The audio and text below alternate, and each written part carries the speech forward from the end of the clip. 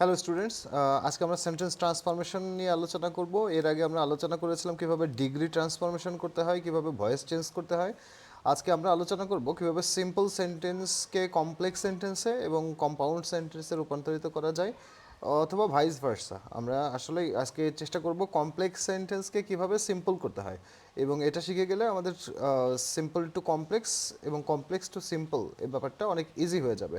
তো এই সব আলোচনা করার আগে আমাদের মূল একটা বিষয় নিয়ে আলোচনা করা দরকার। আমাদের আসলে এই লেকচারটা আমরা কয়েকটা ভাগে ভাগ করছি। প্রথমত হলো আমরা দেখব যে ফ্রেজ কাকে বলে, ক্লজ কাকে বলে, ফাইনাইট ভার্ব কাকে বলে, অথবা নন ফাইনাইট ভার্ব কাকে বলে। বিকজ এইগুলো জানা ছাড়া আমরা আসলে সেন্টেন্স ট্রান্সফরমেশন আমরা করতে পারবো না। সেকেন্ড যে ব্যাপারটা আমরা আলোচনা করব সেটা হচ্ছে যে সিম্পল সেন্টেন্স কি, কম্পাউন্ড সেন্টেন্স কি এবং কমপ্লেক্স সেন্টেন্স কি। এইটার ফান্ডামেন্টাল ব্যাপারগুলো আলোচনা করার পর তারপর আমরা চলে আসবো কিভাবে কমপ্লেক্স সেন্টেন্সকে আমরা সিম্পল করতে পারি।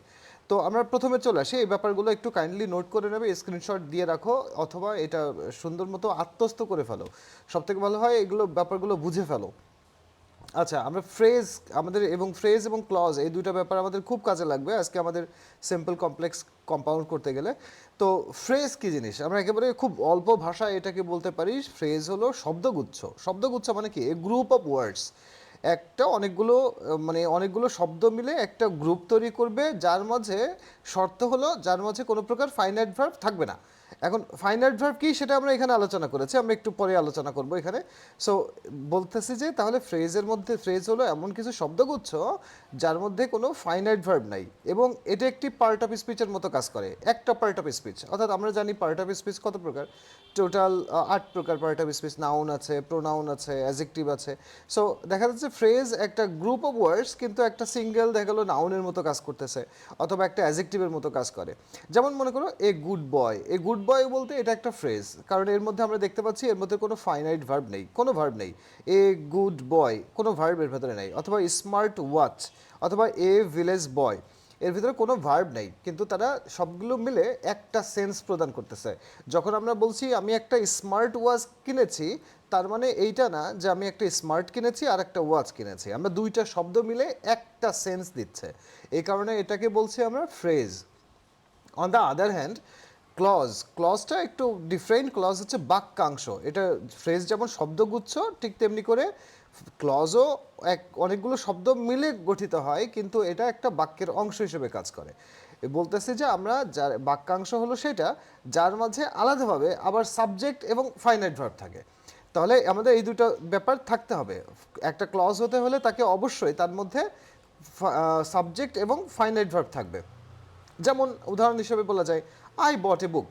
আই বট এ বুক, এখানে আইটা সাবজেক্ট, বট এখানে টেন্স অনুযায়ী দেখো এটা পাস্ট টেন্সে লেখা, অর্থাৎ ফাইনাইট ভার্ব আছে এটা। আই বট এ বুক এটা একটা ক্লজ। আবার এখানে ইট ইজ রেইনিং হেভিলি, ইটটা সাবজেক্ট, ইজ রেইনিং এটা একটা কম্পাউন্ড একটা ভার্ব। তারপর এটা কি হচ্ছে, আলাদা একটা সাবজেক্ট আছে এই অংশে, আলাদা একটা ভার্ব আছে, এটাকে আমরা বলি ক্লজ। তাহলে ফ্রেজের মধ্যে ভার্ব নাই, ফাইনাইট ভার্ব নাই, আর ক্লজের মধ্যে ফাইনাইট ভার্ব আছে। এখন আমরা বারবার বলছি যে ফাইনাইট ভার্ব আসলে ভার্বকে দুই ভাগে ভাগ করা যায়। একটা হলো ফাইনাইট ভার্ব আর একটা হলো non finite verb. Finite verb কি? যে ভার্ব টেন্স, পার্সন ও নাম্বার অনুযায়ী পরিবর্তিত হয়। টেন্স, পার্সন ও নাম্বার, এই তিনটা জিনিস অবশ্যই মুখস্থ রাখবা। টেন্স অনুযায়ী পরিবর্তন হবে, অর্থাৎ যখন আমরা প্রেজেন্ট টেন্সে এক ভার্ব লিখবো, ওই ভার্বটাই যখন আমরা পাস্ট টেন্সে চলে যাই সেই ভার্বটার আবার চেঞ্জ হয়। তো আবার পার্সন অনুযায়ী চেঞ্জ হয় এবং নাম্বার অনুযায়ী চেঞ্জ হয়। পার্সন বলতে first person, second person, third person. যখন ফার্স্ট পার্সনে কোনো কিছু বলা হয়, যেমন আই অ্যাম হ্যাপি, আবার যদি আমরা এটাকে পার্সন চেঞ্জ করি, থার্ড পার্সন নিয়ে আসি, তাহলে শি ইজ হ্যাপি। তো আয়ের জন্য অ্যাম হয়ে গেল, শির জন্য ইজ হয়ে গেল। আবার নাম্বার অনুযায়ী পরিবর্তন হয়, সেই ভার্বকে আমরা বলি ফাইনাইট ভার্ব। যেমন I worked hard to win, এখানে দুইটা ভার্ব আছে। ওয়ার্কড একটা ভার্ব, আরেকটা আছে উইন একটা ভার্ব। কিন্তু দেখা যাচ্ছে যে একটা ভার্ব টেন্স অনুযায়ী পরিবর্তন হয়, সেটা হচ্ছে ওয়ার্ক ভার্বটা। এটা যদি আমরা পাস্ট টেন্স করতাম, এটা পাস্ট টেন্সে লেখা আই ওয়ার্কড হার্ড, কিন্তু আমরা যদি প্রেজেন্ট টেন্সে লিখি তাহলে আমার লিখতে হবে I work hard to win. কিন্তু তার দেখা যাচ্ছে যে টু উইন এর কোনো পরিবর্তন হয় না, কিন্তু ওয়ার্ক ভার্বের বারবার পরিবর্তন হচ্ছে। আমরা সংক্ষেপে এভাবে মনে রাখতে পারি, এটা তোমার নোট করে রাখতে পারো, যে ভার্ব টেন্স অনুযায়ী পরিবর্তিত হয় সেটাই finite verb. On the other hand non finite verb কি, যে ভার্ব তাহলে টেন্স, পার্সন এবং নাম্বার অনুযায়ী পরিবর্তন হয় না। যেমন এখানে টু উইন, উইনটা এখানে টেন্স বা পার্সন বা নাম্বার এখানে কোনো ইম্প্যাক্ট ফেলে না। এখানে সাবজেক্ট যে যতই চেঞ্জ হোক না কেন, এই টু উইন এটার পরিবর্তন কখনোই হয় না, তার জন্য এটাকে আমরা বলি নন ফাইনাইট ভার্ব। আর তাহলে আমরা এখানে আবার চলে আসি, ফ্রেজের মধ্যে কি থাকে না, এই ফাইনাইট ভার্ব থাকতে পারবে না, নন ফাইনাইট ভার্ব থাকতে পারবে, no problem. On the other hand ক্লজের মধ্যে অবশ্যই ফাইনাইট ভার্ব থাকবে, তবে নন ফাইনাইট ভার্ব থাকতে অবশ্যই পারে, এটা কোনো লিমিটেশন নাই যে নন ফাইনাইট ভার্ব থাকতে পারবে না। নন ফাইনাইট ভার্বের কোনো ব্যাপার না, এটা মনে করো দুধ ভাত, এ ভার্ব কোনো ভার্ব না, ঠিক আছে, মূল ভার্ব হলো ফাইনাইট ভার্ব। নেক্সট আমরা চলে আসি, এটা যদি আমরা বুঝে যাই, আমরা চলে আসি সেন্টেন্সের স্ট্রাকচার অনুযায়ী সেন্টেন্সকে আমরা 3 ভাগে ভাগ করতে পারি। প্রথমত বলেছে এটা সিম্পল সেন্টেন্স কি, যে সেন্টেন্সে একটি মাত্র ক্লজ থাকে, একটি ক্লজ। আমরা কিছুক্ষণ আগে আমরা পড়ে এসেছি ক্লজ, তাই না? ক্লজ কি, যার মধ্যে আলাদা সাবজেক্ট এবং ভার্ব থাকে। তাহলে একটি মাত্র সাবজেক্ট, একটি মাত্র ভার্ব যেই সেন্টেন্সে থাকে সেটাকে কি বলি আমরা, সেটাকে বলি আমরা simple sentence. On the other hand compound সেন্টেন্সে দুইটি ইন্ডিপেন্ডেন্ট ক্লজ থাকে। দেখো এই ব্যাপারটা ইম্পর্টেন্ট, দুইটা independent clause. What is independent clause? Independent মানে এটা স্বাধীন, মুক্ত, কারোর উপরে ডিপেন্ডেন্ট না। এটা কিভাবে বোঝা যায় ডিপেন্ডেন্ট না? এটা এভাবে বোঝা যায়, শি রিডস বুকস, এইটা অ্যান্ড শি রাইটস স্টোরিজ, এটা কি একটা সেন্টেন্স নাকি দুইটা সেন্টেন্স? এটা কিন্তু একটা সেন্টেন্স। কিভাবে বুঝবো এটা একটা সেন্টেন্স? ফুল স্টপ কিন্তু একটার পরেই আছে। নেক্সট আমরা এই ব্যাপারটা দেখো, কিন্তু এখানে দুইটা ক্লজ আছে, দুইটা ইন্ডিপেন্ডেন্ট ক্লজ আছে। আমরা যদি শি রিডস বুকস এটা লিখে ফুল স্টপ দিতাম এবং এটাকে আমরা যদি বলতাম যে এটা একটা সেন্টেন্স, এটা সেন্টেন্স হতে পারতো, তাই না? এখানে আর কোনো কিছু শোনার আকাঙ্ক্ষা আমাদের কিন্তু থাকে না, যে শি রিডস বুকস এরপরে কি আর কিছু থাকে না, এটা একটা পূর্ণাঙ্গ সেন্টেন্স তৈরি করা যায়। তেমনি করে শি রিডস বুকস অ্যান্ড বাদ দাও, এখান থেকে যদি শি রাইটস স্টোরিজ এটাকে যদি আলাদা করে আমরা নিতাম এবং সেন্টেন্সে ফুল স্টপ দিতাম, এটাও কিন্তু একটা আলাদা সেন্টেন্স হতে পারতো। She rights stories, say story লেখে। তাহলে দেখা যাচ্ছে এখানে দুইটা স্বাধীন ক্লজ এবং তারা কি দিয়ে যুক্ত আছে? অ্যান্ড দ্বারা যুক্ত আছে। সাধারণত কম্পাউন্ড সেন্টেন্সগুলো আমরা and, or, but, yet, still এই শব্দগুলো দিয়ে কম্পাউন্ড সেন্টেন্সগুলো যুক্ত থাকে। কি কি থাকে আমি তারপরে লিখে দিই তোমাদের। এখানে but, yet, still, or, and ইত্যাদি। অ্যান্ড অর বাট সাধারণত এইভাবে মুখস্থ করো তোমরা, and or but yet still ইত্যাদি দ্বারা যুক্ত থাকে কম্পাউন্ড সেন্টেন্স। এটা গেল কম্পাউন্ড সেন্টেন্স মোটামুটি। এবার দেখো কমপ্লেক্স সেন্টেন্স কি। কমপ্লেক্স সেন্টেন্সে বলছে এমন একটি সেন্টেন্স যে সেন্টেন্সেও আসলে দুইটা ক্লজ থাকে, কিন্তু এখানে শর্ত হলো একটি মেন ক্লজ থাকবে আর একটি সাবঅর্ডিনেট ক্লজ থাকে। What is main clause and what is subordinate clause? Subordinate clause বলতে ডিপেন্ডেন্ট ক্লজ, মেন ক্লজ বলতে প্রিন্সিপাল ক্লজ বোঝাচ্ছে। অর্থাৎ এটা এমন একটা সেন্টেন্স যেখানে একটা ইন্ডিপেন্ডেন্ট ক্লজ থাকবে আর একটা ডিপেন্ডেন্ট ক্লজ থাকবে। অর্থাৎ এমনভাবে লিখতে হবে যেন একটা অংশ সম্পূর্ণ অর্থ প্রকাশ করতে পারে। যেমন শি রিডস বুকস, এটা লিখে যদি আমি ফুল স্টপ দিতাম তাহলে কি সেন্টেন্স হতো না? সেন্টেন্স হতো। শি রিডস বুকস এটা একটা সেন্টেন্স তৈরি করা যায়, আলাদা একটা সেন্টেন্স। তাহলে এটা হচ্ছে ইন্ডিপেন্ডেন্ট ক্লজ বা এটা হচ্ছে মেন ক্লজ। কিন্তু আমি যদি এইটা লিখি বিকজ শি লাভস স্টোরিজ, এইখানে যদি শুধুমাত্র বিকজ শি লাভ স্টোরিজ এটা লিখে ফুল স্টপ দিতাম তাহলে আসলে সেন্টেন্সটা কমপ্লিট হয় না, কারণ সে স্টোরি পছন্দ করে। এখন এর আগে পিছে অনেক কথা থেকে যায়, কেন তার জন্য আমি কেন এই কথাটা বললাম, এই সেন্সটা কমপ্লিট করার জন্য আরও একটি অংশের আমাদের প্রয়োজন পড়ে। তার জন্য এই টাইপের সেন্টেন্সকে আমরা বলি কমপ্লেক্স সেন্টেন্স। কমপ্লেক্স সেন্টেন্সে আমাদের ব্যাপারটা মনে রাখতে হবে, কমপ্লেক্স সেন্টেন্সগুলো সাধারণত সাবঅর্ডিনেটিং কনজাংশন দ্বারা যুক্ত থাকে। এগুলো দেখে সহজেই বোঝা যায়, যেমন এখানে বিকজ দ্বারা যুক্ত। সাবঅর্ডিনেটিং কনজাংশন কোনগুলো? যেমন which, where, how, what, that, if, unless, তাই না? এইগুলা ইফ, আনলেস, বিকজ, তারপরে সো দ্যাট, ইটসেট্রা ইত্যাদি। এই ইত্যাদি ইত্যাদি বিভিন্ন শব্দগুলো দিয়ে এগুলো যুক্ত থাকে, আর এগুলোই হচ্ছে কমপ্লেক্স সেন্টেন্স। এখন আমাদের মূল ব্যাপার হলো এই যে কমপ্লেক্স সেন্টেন্সে আমাদের দুইটা ক্লজ থাকে, তার মানে এখানে দুইটা সাবজেক্ট ইউজুয়ালি থাকে এবং দুইটা ফাইনাইট ভার্ব। যেমন এখানে এই রিডস একটা ফাইনাইট ভার্ব, এখানে লাভস একটা ফাইনাইট ভার্ব। এখন আমাদের মূল কাজ হবে এইটাকে, এই কমপ্লেক্স সেন্টেন্সকে আমরা যদি সিম্পল সেন্টেন্সে কনভার্ট করতে চাই, অর্থাৎ সেখানে তাহলে কি করবে, আমরা জানি সিম্পল সেন্টেন্সে কি থাকে, একটা মাত্র সাবজেক্ট থাকে এবং একটা মাত্র ফাইনাইট ভার্ব থাকে। অর্থাৎ ফাইনাইট ভার্ব আমাদের একটা থাকতে হবে। তার মানে এইখানে যে ফাইনাইট ভার্ব দুইটা আছে, সেই দুইটা ফাইনাইট ভার্বকে এমনভাবে এটাকে ভ্যানিশ করতে হবে যেন এটা ফাইনাইট ভার্ব হিসেবে কাজ না করতে পারে। তাহলে আমাদেরকে সেভাবে আমাদের প্রিপারেশন নিয়ে আমাদের দেখতে হবে যে কীভাবে কমপ্লেক্স সেন্টেন্সকে সিম্পল করা যায়। আমরা এখন পরবর্তীতে মূল আলোচনায় চলে আসি। মূল আলোচনায় আমরা কমপ্লেক্স সেন্টেন্সকে আমরা কয়েকটা ভাগে ভাগ করেছি, 5 থেকে 6টা ভাগে ভাগ করেছি যে কীভাবে কমপ্লেক্স সেন্টেন্সকে সিম্পল বানাতে হয়। প্রথম যে আলোচনা সেটা হচ্ছে যে যদি কমপ্লেক্স সেন্টেন্সে দো, অল দো অথবা ইভেন দো যুক্ত থাকে তাহলে আমরা সেই সেন্টেন্সগুলোকে কিভাবে সিম্পল বানাবো। সো কমপ্লেক্স সেন্টেন্সে আমরা দেখি অনেক সময় দো, অল দো, ইভেন দো যুক্ত থাকে। আমরা এটার সাধারণত বৈপরীত্য দেখায়। যেমন আমরা বলতে পারি যে দো he was ill he went to college, যদিও সে অসুস্থ ছিল সে কলেজে গিয়েছিল। তাহলে এই সেন্টেন্সটাকে আমরা সিম্পল করতে গেলে আমরা এমন কিছু করতে হবে যেটা সাবঅর্ডিনেট ক্লজটা আমরা ওইটাকে ভেঙে এমনভাবে বানাবো যেন ওটা সাবঅর্ডিনেট ক্লজ হিসেবে কাজ না করতে পারে, ওটা যেন একটা ক্লজ না থাকতে পারে, ওটা যেন একটা ফ্রেজ হয়ে যায়। তো ফ্রেজ কিভাবে বানানো যেতে পারে, ইন স্পাইট অফ এর পরে আমরা ভার্বের সাথে আইএনজি যোগ করে দেবো। তাহলে আমরা দেখবো যে দো অল দোর মতো সেন্স পাওয়া যাচ্ছে কিন্তু দেখা যাচ্ছে যে ওটা ক্লজ হিসেবে কাজ করবে না। তাহলে ইন স্পাইট অফ বানানটা খেয়াল রাখো, ইন স্পাইট অফ ইউজুয়ালি আলাদা করে লেখে। সো অথবা ডেসপাইট এবং ভার্বের সাথে আইএনজি যোগ করা যেতে পারে।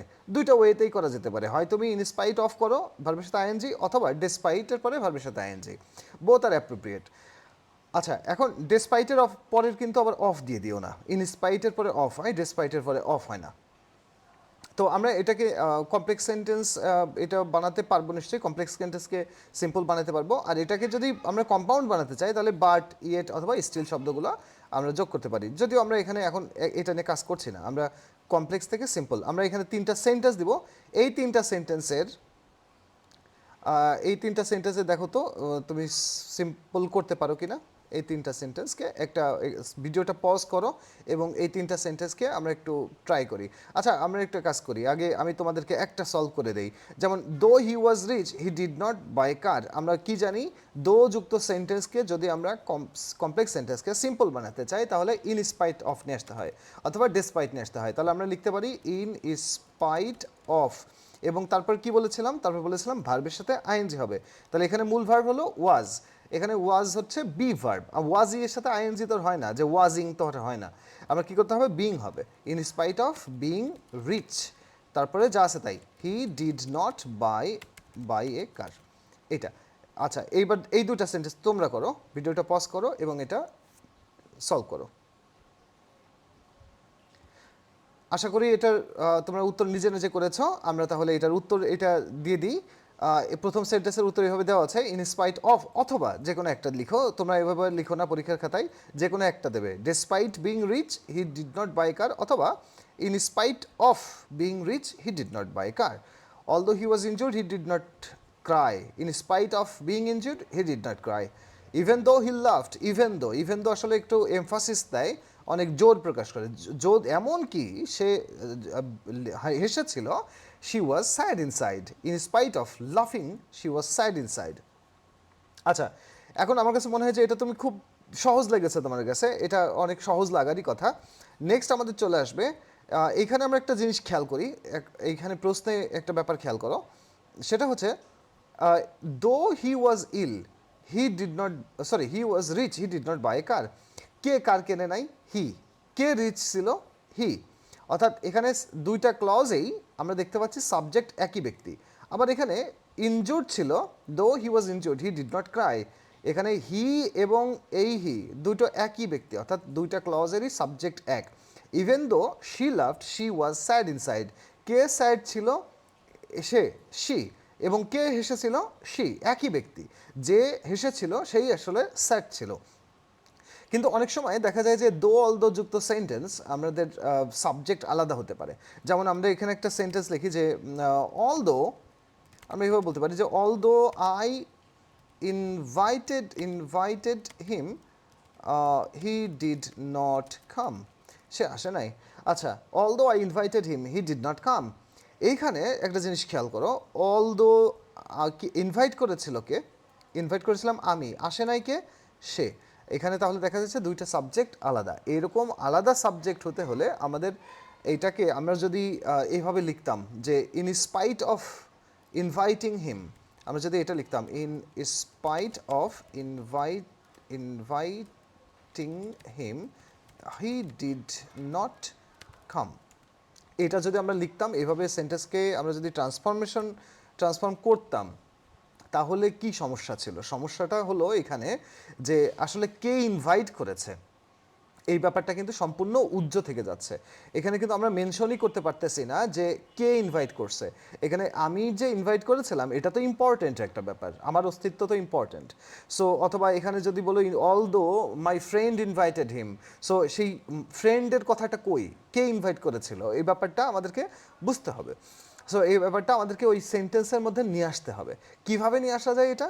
এটা পজেসিভ প্রোনাউন দিয়ে নিয়ে আসা যায়। এটা একটা রুল আছে, রুলটা হলো এরকম যে দো, অল দো, ইভেন দো সেন্টেন্সে যদি আমরা দেখি, আচ্ছা এটা ফুল স্ক্রিন করি, দো, অল দো, ইভেন দো, এখানে যদি আমরা দেখি যে আমরা সেন্টেন্সটা থাকে এবং সিম্পল সেন্টেন্স আমরা কি করব তাহলে ইন স্পাইট অফ, তারপরে পজেসিভ প্রোনাউন চলে আসবে এবং ভার্বের সাথে আইএনজি হবে। ইন স্পাইট অফ তো থাকবেই, তারপরে আসবে পজেসিভ, অতিরিক্তভাবে পজেসিভ প্রোনাউন। আমরা জানি পার্সোনাল প্রোনাউনকে আমরা তিন ভাগে ভাগ করি, একটা হলো সাবজেক্ট প্রোনাউন, অবজেক্ট প্রোনাউন, আর একটা হলো পজেসিভ প্রোনাউন।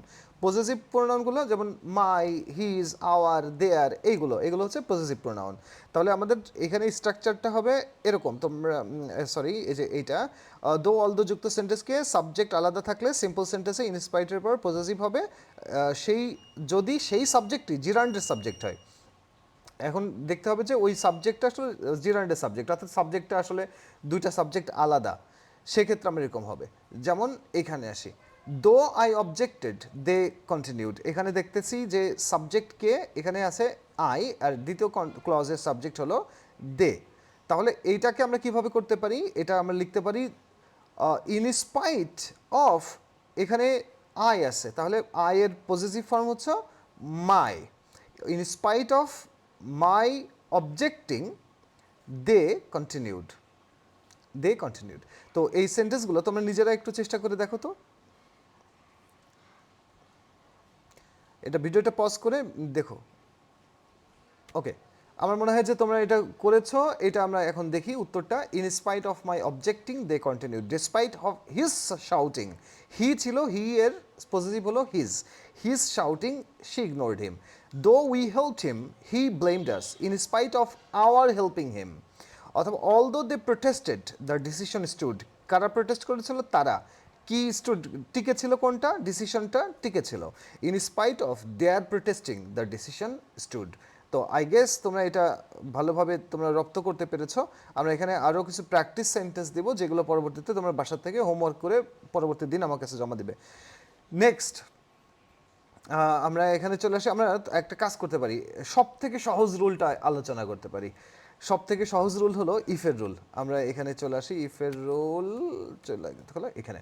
সো ইফ দ্বারা সূচিত কমপ্লেক্স সেন্টেন্সকে আমরা যদি সিম্পল সেন্টেন্সে কনভার্ট করতে চাই, এটা আমাদের সেকেন্ড রুল ধরতে গেলে, তো এক্ষেত্রে আমরা দুইটা ওয়ে আছে। একটা হলো ইফযুক্ত সেন্টেন্স, এটা কি অ্যাফার্মেটিভ সেন্স দিচ্ছে নাকি এটা নেগেটিভ সেন্স দিচ্ছে, এই দুটো খেয়াল করতে হবে। যদি অ্যাফার্মেটিভ একটা সেন্স দেয় তাহলে কি করব আমরা? বায়ের সাথে ভার্বের সাথে আইএনজি যোগ করব। বাই হবে প্লাস ভার্বের সাথে আইএনজি। কোথায় গেল, কোথায় গেল পেন?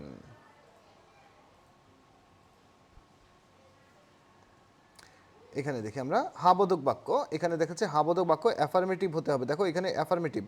সো অ্যাফার্মেটিভ সেন্স হলে কি করতে হবে? আমাদের প্রথমে হচ্ছে বাই নিয়ে আসতে হবে, বাই, এবং পরবর্তীতে ভার্বের সাথে কি করতে হবে? আইএনজি যোগ করব। কারণ কেন করব ভার্বের সাথে আইএনজি?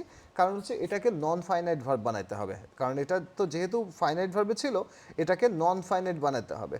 আর নেগেটিভ হলে পরে উইদাউট হবে। যেমন আমরা এখানে সেন্টেন্সে চলে আসি, if you speak the truth people will believe you.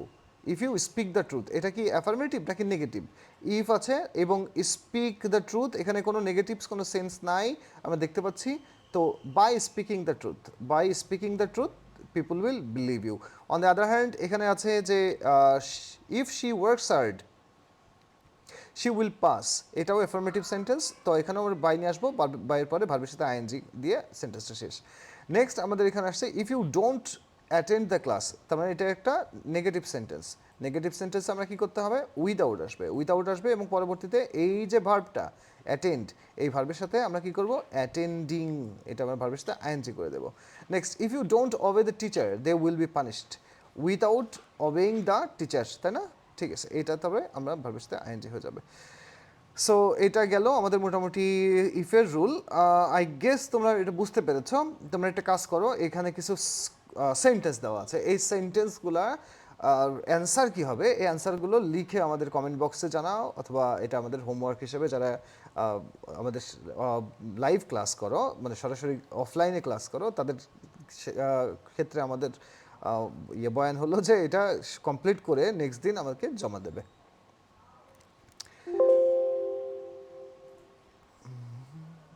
আচ্ছা, এইবার আমরা এদিকে চলে আসি, দ্বিতীয় পার্টে চলে আসি আমাদের।